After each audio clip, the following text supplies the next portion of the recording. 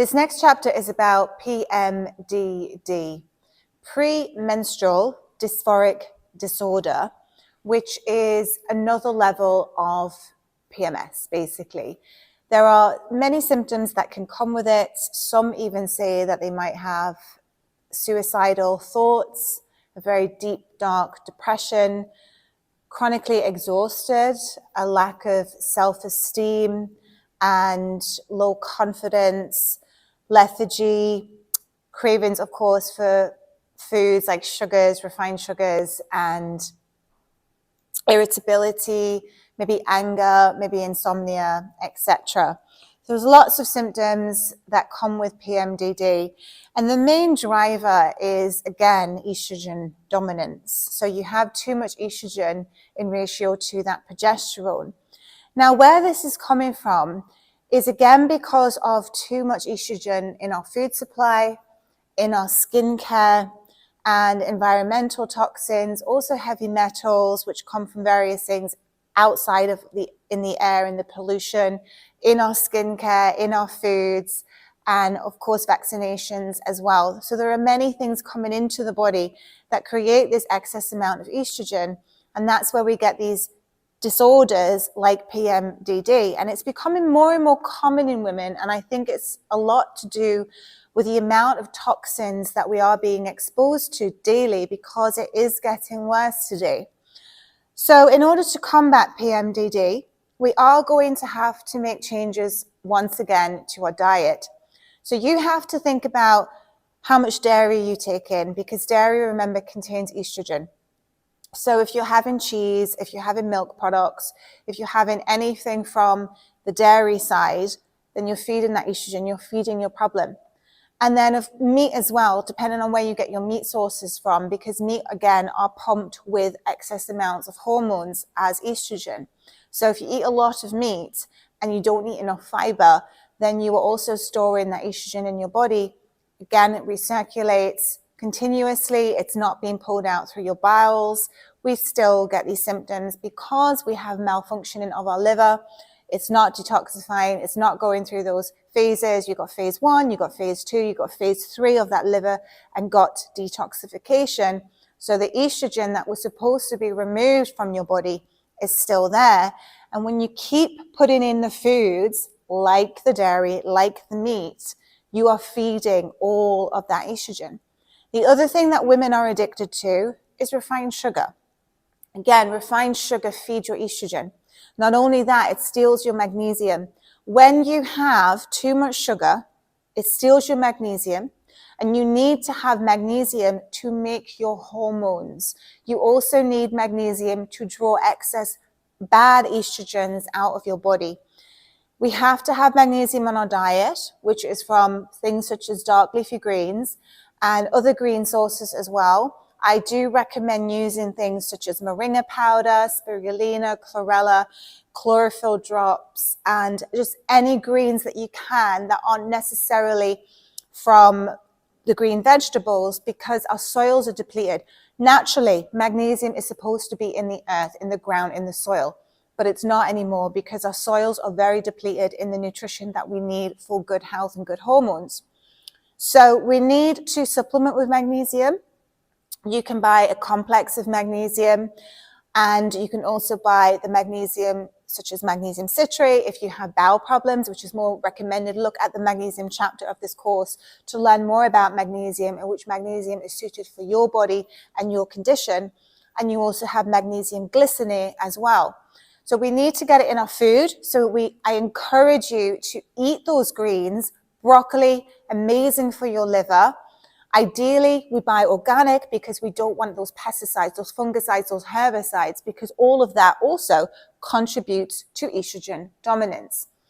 So fiber is the missing link in many people's diets today because we're eating all of this processed food, which is carcinogenic. It's carcinogenic. It's causing cancers. It's just pumped, if you're eating animal products, it's pumped with steroids, with hormones, with injections. And then the food that they're eating is also not good. So then we consume what they're eating as well. So food is playing the major number one role of all of these problems with hormones. Then we need to add in the good foods, which I'm always suggesting. You have your fiber, you have your fruits, you have your vegetables, you have your cruciferous vegetables, because the cruciferous vegetables help to draw out the toxins from your liver and also from your gut. And then some people might say, but I have irritable bowel syndrome. I can't take in too much fiber. The reason why you have irritable bowel syndrome is because we need to heal the gut microbiome. We need to heal and seal the gut because you have conditions of leaky gut due to exposures to too many antibiotics, or maybe you've been on the contraceptive pill, or for whatever other reason, other medications and so on. It has created your leaky gut of the small intestine, and that's where your IBS is driven from, along with too many parasites, along with too many pathogens. So we need to heal and seal all of the gut, and then you will be able to eat a little bit more fiber as your cruciferous vegetables, because they have to be in your colon. We need to move our colon with fiber, with cruciferous fiber, not just soluble fiber. We need soluble as in oats and beans, etc. But we need that cruciferous to draw the toxins from our body. The more toxins we have in our body, the more estrogen we will also carry. Now, we also store that estrogen in our fat cells. So the bigger we are, the more estrogen we carry. And in those fat cells as well, we store toxins. So we might have heavy metals in the fat cells, or any other toxins, because of, again, what we breathe in. But not only that, what we also apply to our skin. So every time we use these skincare products, it goes directly into your bloodstream. Your liver has to work to filter it out. If it can't do that, it's going to store in your fat cells. It's then going to create conditions of estrogen dominance. So we have to make changes. It's not about going on the contraceptive pill, because ultimately that is not getting to your root cause of healing. That is creating further problems down the line, but it might maybe help you because you might feel a little bit better with your symptoms, but it's not addressing where it's all coming from. So it's coming from the gut. Read and go through the gut chapter of where we need to get this estrobolome healthy. We need to detoxify that estrogen from our body. We need to heal it all and seal the gut lining. You can read Beauty and the Gut for that as well. And then we also need to change that diet. So more healthy fats, more fibers. Read Health Empowerment, my recipe book, if you need ideas for food. Reduce your consumption of dairy, meat, and sugars. Gluten is also a feeder of excess estrogen, because gluten is not natural anymore. Everything has gone through a process to give the food to you. Then we have vegetable oils, rapeseed oil, canola oil, corn oil. Be wary of these oils because they too create estrogen dominance. So we have a lot of healing to do if we have these conditions. So within this chapter, I've given you the PDF handout here on PMDD and what we need to do in order to start to repair our health conditions and hormone problem. It's all here. You've got your gut microbiome, and then I would suggest that you go into the liver chapter, learn everything about that liver, how to resurrect and filter out those toxins from your liver, learn about xenoestrogens, how we need to detoxify estrogen. All of that is given to you in previous chapters, and also a few more chapters to go. We will learn about that as well. Okay, so this is a condition that will not get any better unless we start to make positive changes with our diet and our lifestyle. So if you are also chronically stressed, if you have high amounts of cortisol in your body, you are in fight or flight all the time. Again, cortisol raises estrogen. Now look at the progesterone chapter of this course. I teach you how to build your progesterone levels naturally with foods and supplements. And take the supplements, I would say, such as vitamin E, because vitamin E naturally raises your progesterone levels. It's recommended for women who have PMS as well as fibroids, as well as cysts, as well as endometriosis. And also when you get into premenopause and menopause, it helps to lessen the symptoms that you might experience through this transition when you're getting older. So It's all in that progesterone chapter, and I would also suggest you read the thyroid chapter as well, because sometimes the problems moving with estrogen dominance can be caused by thyroid imbalances. So we need to also look at our thyroid and what the thyroid needs.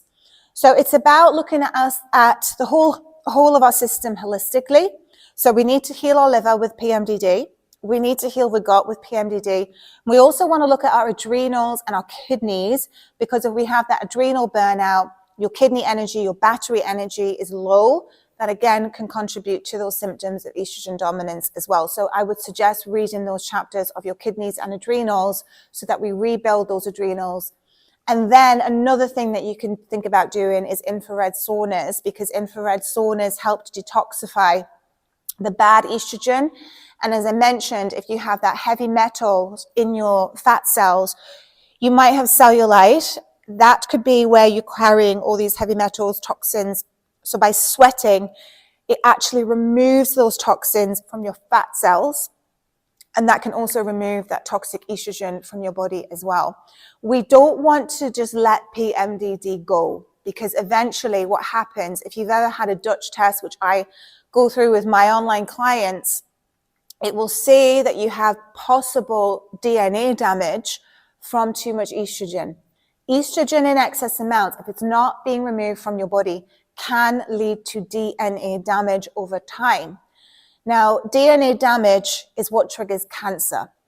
Estrogen is not always the good guy. It's like I said in the previous chapters, estrogen is an angel and a devil on each shoulder. It's good, but it's also bad. We need to have it. It is an essential hormone for us. But when it goes bad and we have too much, then we have problems. And that is what can then lead to cancers of the ovaries, of the breasts, and other cancers as well, even colorectal cancers, because of the bowel, because your bowel stores that estrogen, because you haven't been removing it through fiber. Your cruciferous fibers is just not in your diet because of all these chemically processed foods. Whatever you're eating today is contributing to your hormone problems. PMDD is a hormone imbalance. Your body is not in homeostasis and it needs healing. The toxins need to be removed. Diet changes have to be changed. And then you will start to see the symptoms lessen, possibly even disappear with time. But you are going to have to make changes to your diet and lifestyle if you want PMD to go away. It's the same with all of the rest of the hormones as well. PMS, endometriosis, fibroid cysts, infertility, thyroid imbalances, and so on. We have to make the changes to change. Otherwise, nothing changes. We stay the same. So read the handout that is in this chapter. And as I say, you need to read the other chapters as well so that you have a full understanding of where PMDD is coming from.